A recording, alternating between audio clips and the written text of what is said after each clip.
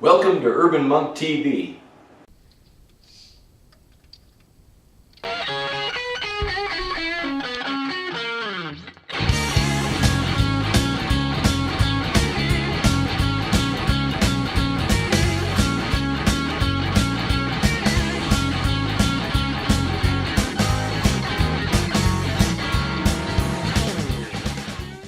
It's still dark outside, and I've still got some grinding to do and cut a couple more pieces off. I want to cut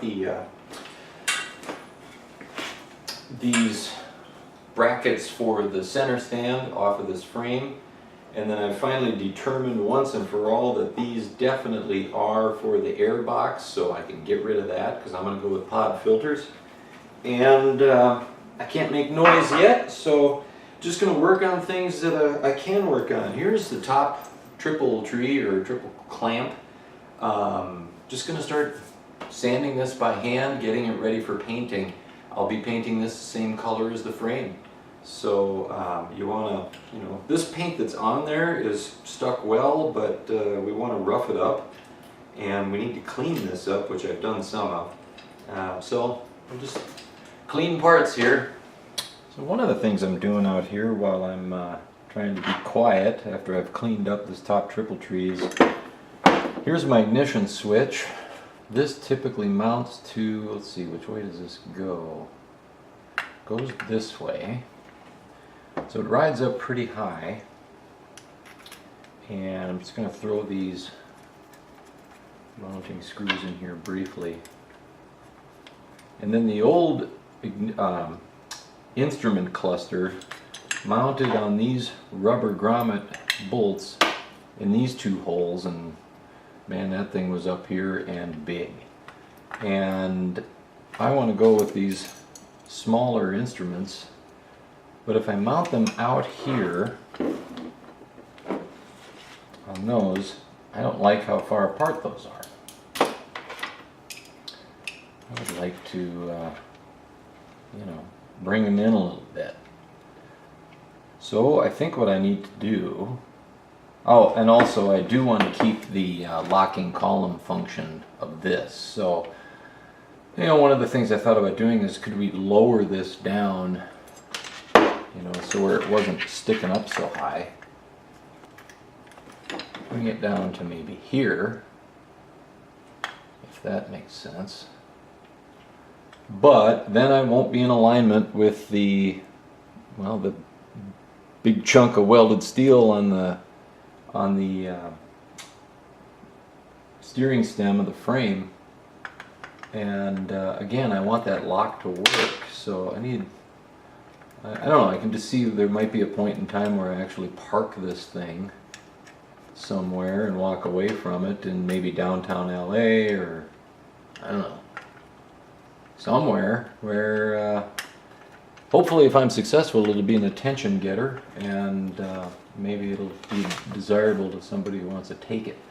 So I think what I'm going to do is build some sort of a bracket to come off of this mounting area for the ignition, so that I can piggyback right here and mount my instruments in this location. Because I like them in tight like that, so I can look at them with one eye. So how are we going to do that? So that ignition mounts here with these socket cap bolts, and these are very short ones. Let's see what size these are, I don't remember. Yeah, they're 6mm by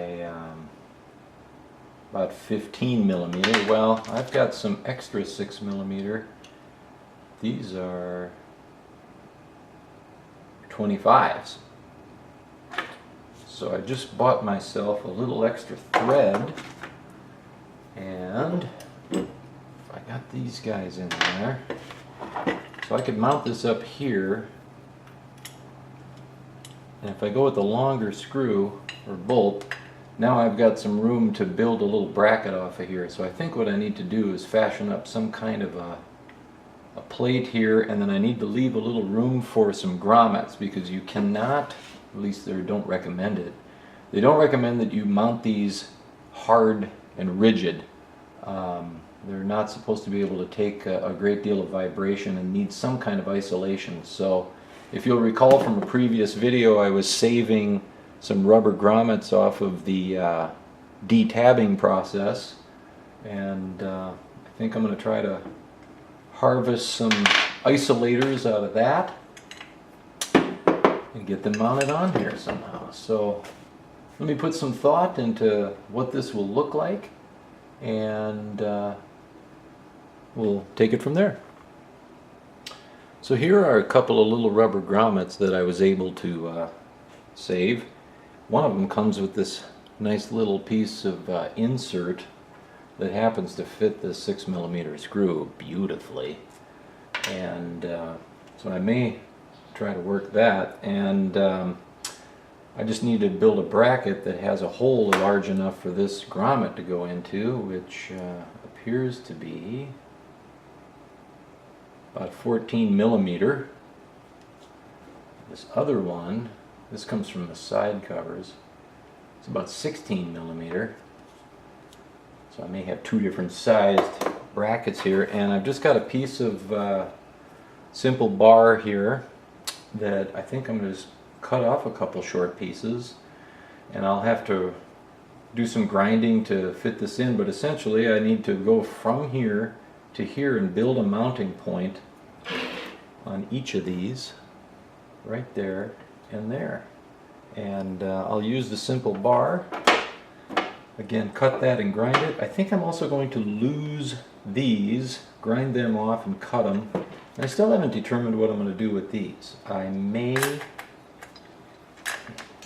One idea I've had, but I don't know how easy it's going to be, is to keep the gear position indicator from the original cluster, but it may be so integrated into the circuit board on that cluster that I need, you know, too much of the overall board just to get that small little display. But it would have been cool to build a bracket and just mount that gear position indicator onto the bracket there. And so I'll have to investigate whether that's a possibility. If not, I may just cut these down and just shave off a few ounces here and there. So I'm just going to cut two pieces of this 1.5 inches each. That should be plenty to make the small reach that I need to make, and leave me enough material for drilling holes, but not have so much material that I'm grinding and grinding and grinding. Got other things to do. And you may ask, okay, well, why aren't you just repositioning the ignition switch entirely somewhere else? Thought occurred to me. Two things. Of course, I already mentioned that I want to keep the steering lock, but also budget. You know, I want to go with the stock wiring harness because everything worked on the bike well, and you know, I think the Moto Gadget M unit is a fantastic idea, and I really honestly would love to build a bike with one of those someday, but it's not exactly fitting a budget project. So we're not going that route this way. So, you know, this thing's got a nice plug. The wiring harness is already configured in a way that goes up to this part, and that'll simplify things a lot and keep costs down. So I'm trying to figure out how I can make another one of these inserts for this other grommet, and I was just looking around at, you know, any sort of steel tubing. I've thought of something I have at work is a stainless steel tube about that diameter, but then I started to think about this spare piece of chain. Oh, well, so there's a roller inside of here that this screw would obviously fit into, and so, you know, this is just leftover chain from my V-Strom project. I needed 112 links and it came with more than that, I think 120. So I think what I'm going to do is get the grinding wheel out, or the cutting wheel, and cut this inner roller out of here and use that as the insert for this grommet, because it's about well, roughly the same. And I know that screw will go through it because it's, well, smaller than the diameter of the inside of this thing. So make do with what you have.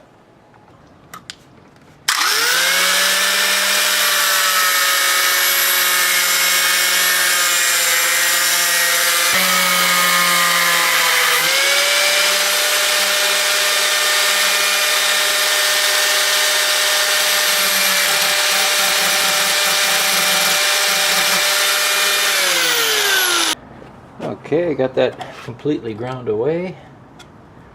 There's my new insert. Can't see it anymore. I'll use that. So it's a little bigger than the other one, but is it hot? No, I'm good. I think I can get it inside of this grommet. The little finessing.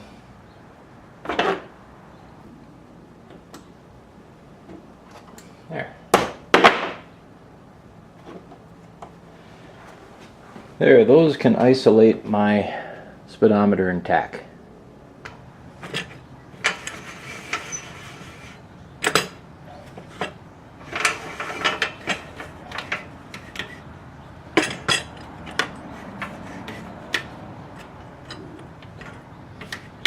This can hold.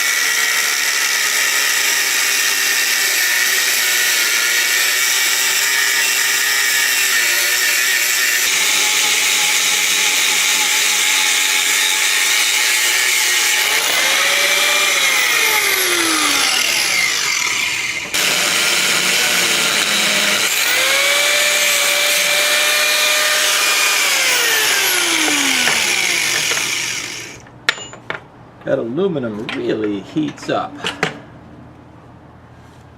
And then, yeah, that is the hot part. Now I can grind the rest.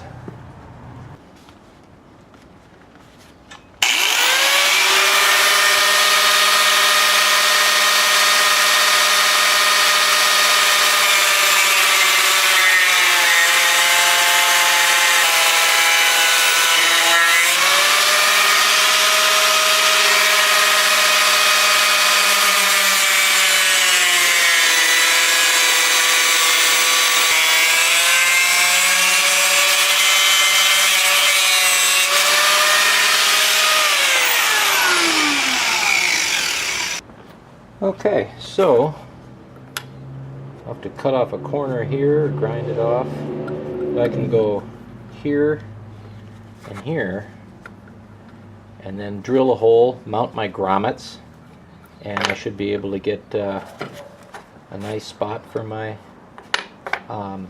Speedo and tach to mount there.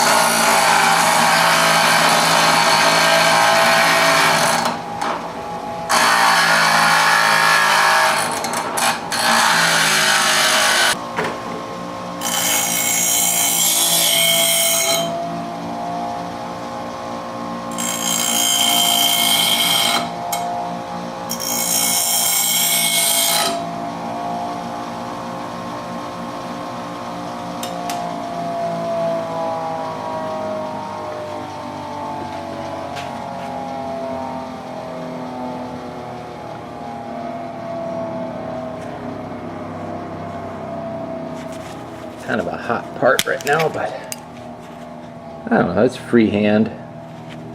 Gotta drill some holes.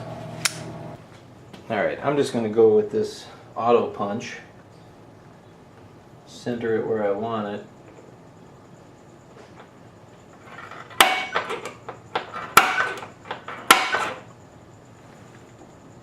I can see it, barely.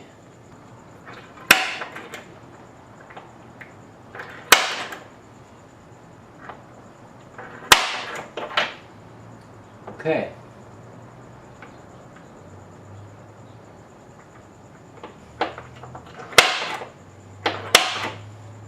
There we go. That's a good mark. And then I think right about here for our... That'll work.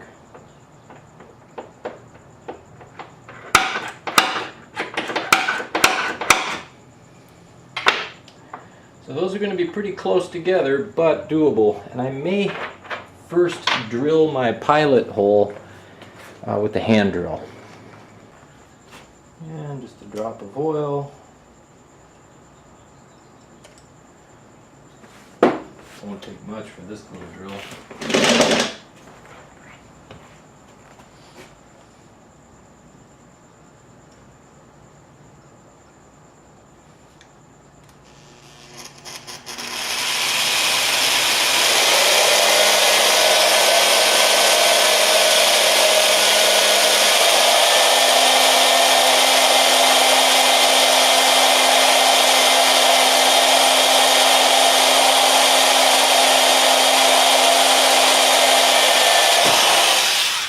Straight, even pressure.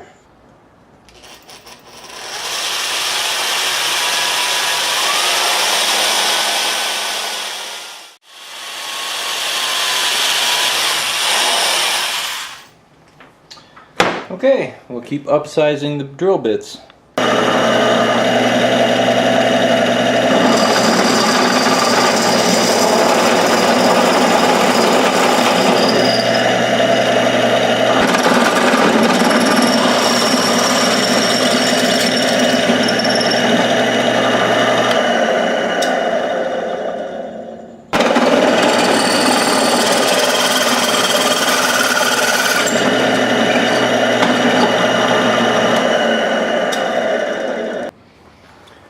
Alright, so I've measured the inside of this grommet at about, oops,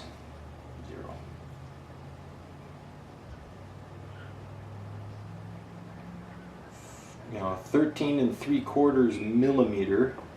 So I'm going to go to 14 millimeter or so on this. This is actually 14 1/4. Yeah, 14.1 right to there. So I'll see if this bit can handle this metal. I think it can. Put some oil on there.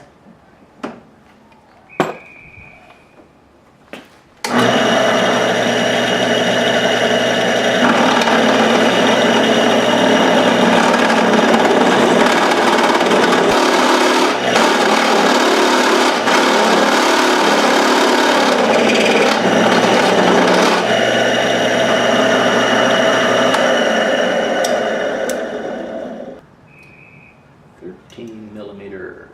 Gotta go a little more.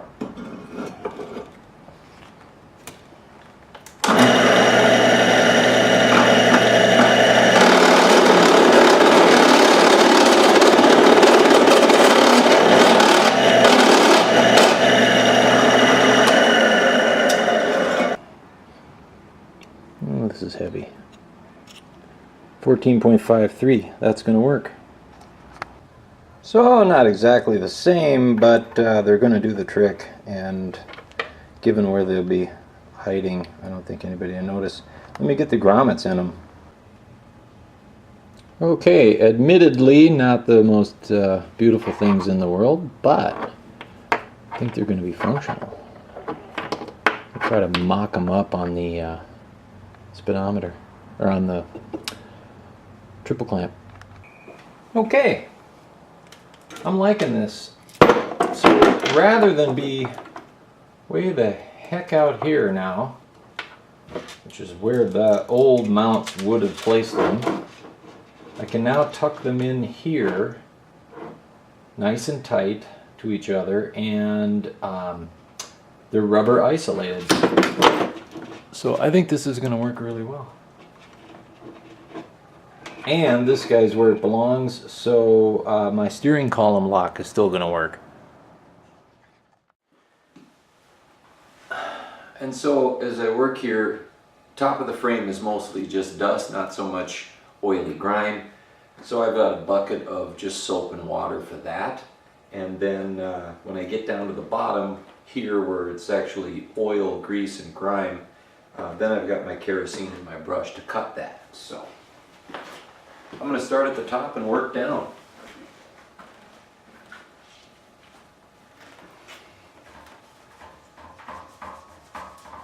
And how clean we get this is going to determine how well our paint job lasts. Now, of course, this is all going to be under the tank, so I'm a little less concerned with perfection here, but you know, let's do it. We're here. Nooks and crannies, everywhere we can get.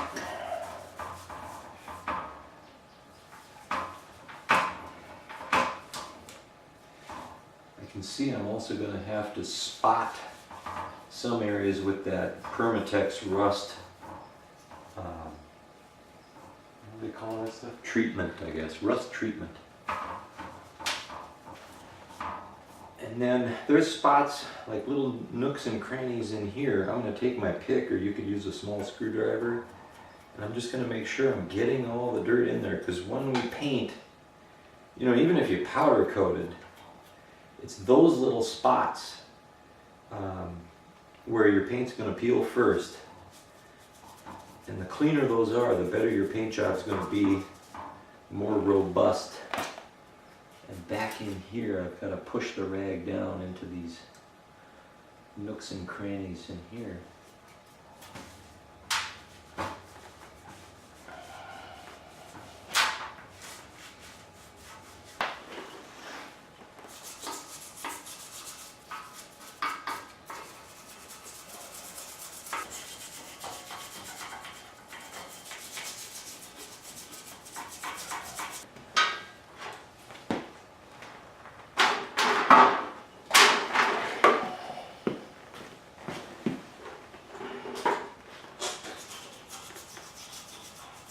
Okay, I brought it outside. I'm going to use the hose and some degreaser, so you know, more water. But I don't want to get water down inside of these tubes deep, because they'll cause rust. So just going to do a little preventative. This isn't going to be waterproof by any means, but it's going to keep the majority of it out. And then I'm just going to try not to spray directly on those. And then this is just a general degreaser.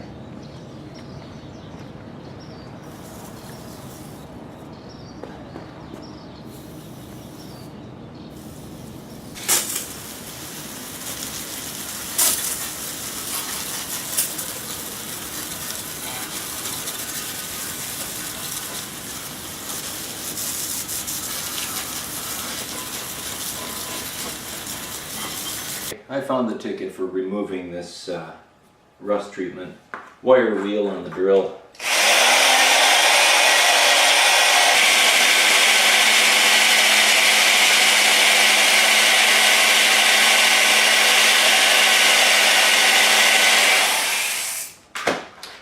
So I've been working on this for, I'd say a half hour on this one piece, but let's see if I can do a close-up here.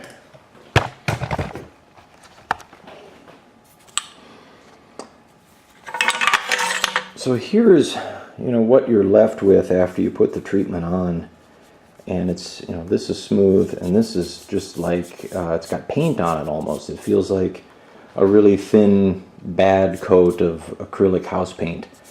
And but as I've wire wheeled that off, now I have confidence that down inside those pits, That's black now. It's not rust. It's converted, and when I prime and paint over that now, I can, well, rest assured on some level that it isn't going to rust very shortly thereafter and come right through my paint and peel. So it's a lot of work, but getting rid of rust is a lot of work if you're going to do it right. So I got to get in there with the wire wheel and get that off. But look at how that rust was converted to something, well, not rust, inert.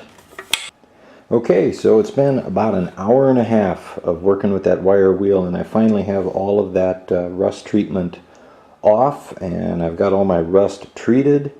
And one comment I wanted to make about this is, if you're going to do a project like this, if all you have is a cordless drill, even if it's a lithium ion, you know, unless you've got multiple battery packs and can be changing them over and over and over again, here's a cheaper option. Go get yourself just a old-fashioned plug it into the wall electric drill, and the thing will go all day and all night with a ton of torque. And if you can, go to like an estate sale or you know, garage or yard sale and get an old one. They're built really well. And for solvent to clean all the dust and get this thing ready for primer, I like to just use this cheap carb cleaner. It's a good solvent.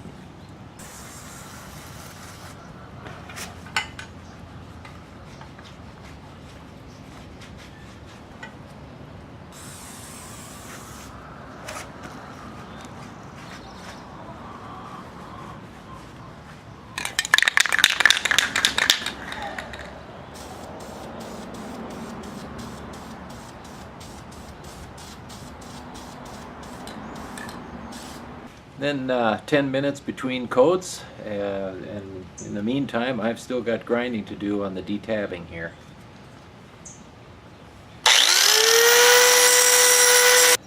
So as I'm grinding away here, I got to back here and I started to think about, where does my rear brake switch mount up? And I went back in my videos, and sure enough I got a little overzealous. And that guy goes right there and holds the brake switch as it goes down to, you know, the linkage goes down. So, got to weld that back on. If you're going to do any welding, these little 90-degree magnet holder dealy bobs are a nice thing to have. So that's holding my bracket that I need to weld back on in place while I just tack it.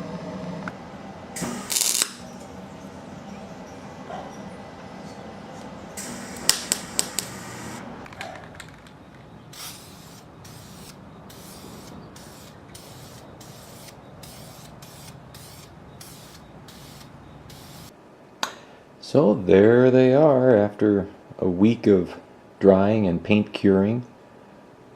Interestingly, found this morning a pretty serious looking spider had built a web on the far one there. I don't know if that's going to show up here. You might be able to catch a glimpse of it. Anyways, I'll show you inside. He's in there. And it's a large brown colored spider with the red hourglass that we are familiar with from the Black Widow. So what is that? A brown widow?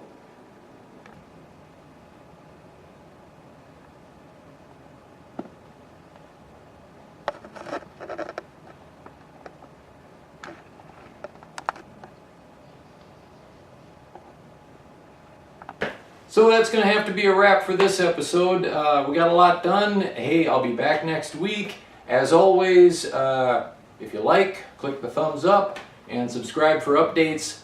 Thanks for watching.